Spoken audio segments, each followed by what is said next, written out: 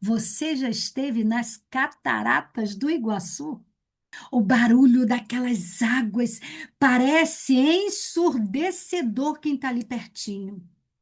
Mas a palavra de Deus diz que o nosso Deus, ele é mais poderoso do que o bramido daquelas águas. Ele faz ouvir a sua voz e a terra se dissolve.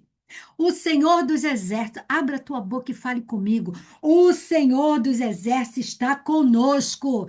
O Deus de Jacó é o nosso refúgio. Vamos repetir isso na primeira pessoa? O Senhor dos Exércitos está comigo. O Deus de Jacó é o meu refúgio.